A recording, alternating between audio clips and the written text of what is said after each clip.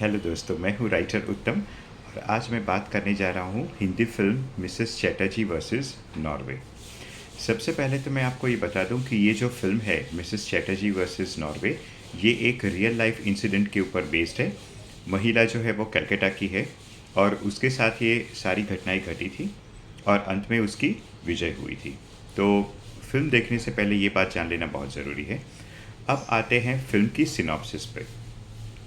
Film में ये दिखाया गया है कि एक बंगाली महिला है जो नॉर्वे शिफ्ट हुई है अपने हस्बैंड के साथ और वहाँ पे अपने दो बच्चों के साथ वो रहती है। नॉर्वे की सरकार हमेशा इन पे निगरानी रखती है और एक दिन उनके बच्चे को उनकी परमिशन की बजाय उनको अपने घर से छीन के ले जाती है और फॉस्टर पेरेंट्स को सौंप देती है। और बहुत सारी लीगल बैटल्स के बाद 3 साल के बाद वो जो महिला है उसे अपने बच्चे वापस मिल जाते हैं। तो ये है कहानी की सिनॉप्सिस। अब परफॉर्मेंस की बात करते हैं। तो रानी मुखर्जी ने ये जो परफॉर्मेंस किया है, मैं ऐसा मानता हूँ कि ईज़िली हम उनको 100 में से 95 प्लस मार्क्स दे सकते हैं, यानी कि ए प्लस मार्क्स दे सकते हैं, क्योंकि एक्स्ट्रा ऑर्डिनरी परफॉर्मेंस रानी जी ने किया हुआ है। और ये बात में कोई शक नहीं है कि बहुत ही डिफ़िकल्ट रोल था। इतनी कन्विक्शन से उन्होंने ये रोल किया है। काफ़ी लेयर्ड रोल है, काफ़ी टफ रोल है। उन्होंने एक एक सीन में इतनी मेहनत की है और वो मेहनत आपको फ़िल्म में बिल्कुल ही नज़र आती है। इसलिए ये फ़िल्म का और एक कारण, जिसे और कुछ भी समझने की ज़रूरत नहीं लगती हो, और अगर आप रानी मुखर्जी के फ़ैन हो या अगर आप एक एक्टर या एक्ट्रेस हो जो अच्छा परफॉर्मेंस बल्कि एक्स्ट्रा ऑर्डिनरी परफॉर्मेंस देखना चाहते हैं, तो आपको ये फ़िल्म देखनी चाहिए, क्योंकि उनकी एक्टिंग से ही आपको बहुत कुछ सीखने को मिल जाएगा। तो चलिए, ये थी बेसिकली फ़िल्म का आइडिया मैंने आपको दे दिया। अब हम लोग फ़िल्म थेरेपी पे आते हैं। फ़िल्म थेरेपी क्या होता है? हर एक फ़िल्म में कुछ ऐसी थीम्स होती है जो आपके जीवन से जुड़ी हुई होती है। अगर आप वो फ़िल्म देखते हैं तो आपको ये सारी चीज़ों का ध्यान रखना है। तो मैं आपको इस फ़िल्म के बारे में कुछ ऐसी-ऐसी थीम्स बताऊँगा जिसको आप अपने जीवन में लागू कर सकते हैं और अपने जीवन में भी बदलाव ला सकते हैं। तो चलिए, आज हम लोग देखेंगे कि Mrs Chatterjee versus Norway film है, उसमें क्या-क्या थीम्स है जो राइटर ने एक्सप्लोर करने की कोशिश की है और वो थीम्स हम भी समझ सकते हैं और अपने जीवन में भी बदलाव ला सकते हैं। तो पहली थीम जो है वो है social problem of Norway. Norway देश वैसे देखा जाए तो फर्स्ट वर्ल्ड कंट्रीज़ में आता है, लेकिन नॉर्वे जैसी जगह में इतना बड़ा सामाजिक समस्या होगी, वो जब मैंने फ़िल्म देखी तभी मुझे समझ आया कि इतनी बड़ी करप्शन हो रही है बच्चों को फॉस्टर होम्स में भेजने के नाम पे। तो ये इट्सेल्फ एक बहुत ही शॉकिंग थीम है। हम लोग सिर्फ समझते हैं कि सोशल प्रॉब्लम्स हमारे देश में ही है, लेकिन फर्स्ट वर्ल्ड कंट्री में भी इतना बड़ा शॉकिंग सोशल प्रॉब्लम हो सकता है। वो वाक़ई आप फ़िल्म देखेंगे तो आपको आइडिया आएगा कि कितनी बड़ी सोशल प्रॉब्लम इन्होंने ये फ़िल्म द्वारा हाइलाइट की है।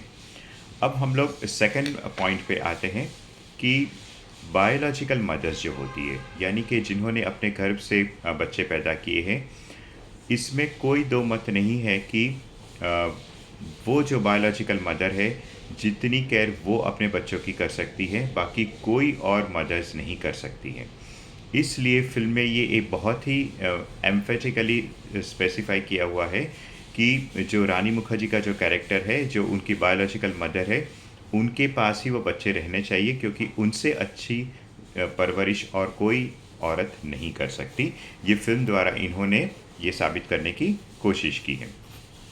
अब तीसरा मुद्दा इन्होंने जो दिखाया है वो है role of husband in marriage.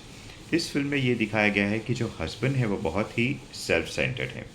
उसकी शादी हुई है, उसके दो बच्चे हैं, वो किसी का पति है, लेकिन पूरे फिल्म में ये दिखाया गया है कि वो बहुत ही एक सेल्फ सेंटर्ड हस्बैंड है, जिसको अपने करियर के अलावा और कुछ भी नहीं दिखता। ना उसकी बीवी दिखती है, ना उसकी बीवी का दर्द दिखता है, ना उसे बच्चों से उस तरीके का लगाव है कि जब वो बच्चों से बिछुड़ जाता है तो उन्हें पाने की भी वो पूरी कोशिश करे।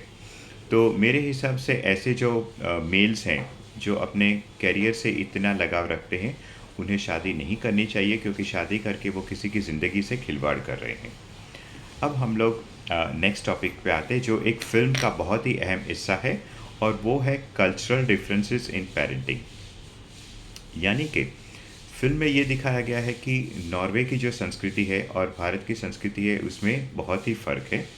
उदाहरण के तौर पे जब वो वेलफेयर एजेंसी इनके घर आती है, रानी मुखर्जी और उसके हस्बैंड के घर इवैल्यूएशन के लिए कि आप पेरेंटिंग का जो रोल है वो ठीक से निभा रहे हैं कि नहीं, तो उसमें वो लोग उन्होंने 2-3 उदाहरण ऐसे दिए हुए हैं कि जिसमें रानी मुखर्जी है वो अपने बच्चों को हाथ से खिलाती है जैसे आम महिलाएं अपने बच्चों को भारत में खिलाती हैं।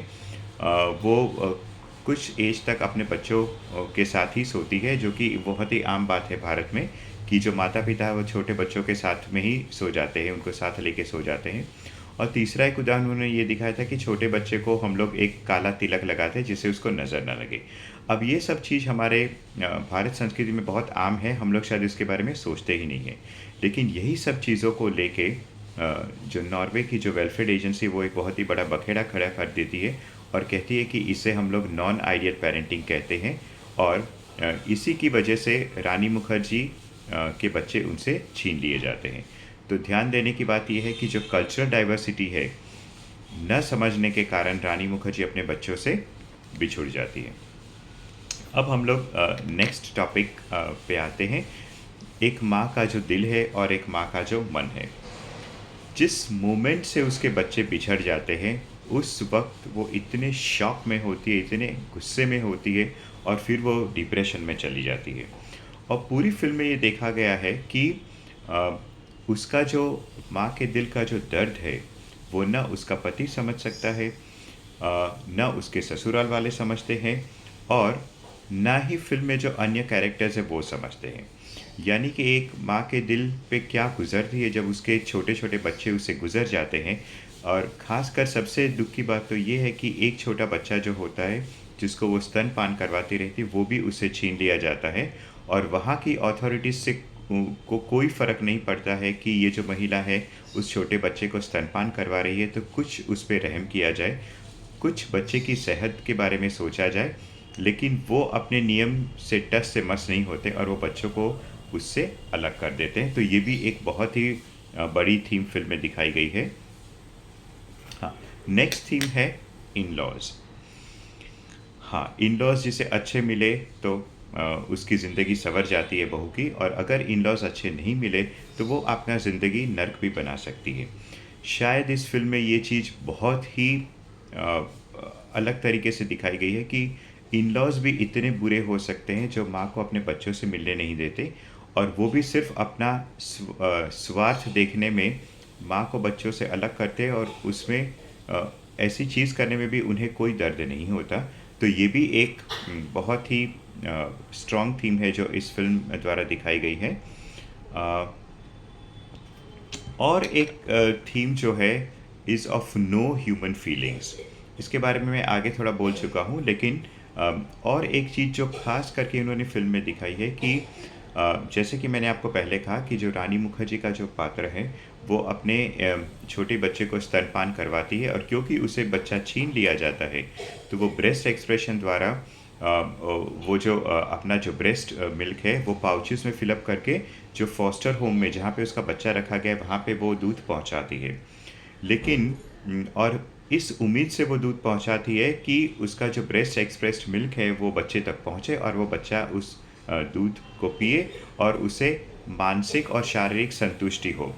लेकिन वहाँ पे की जो अथॉरिटीज़ है, उसे इस रानी मुखर्जी के फीलिंग से कोई मतलब नहीं है।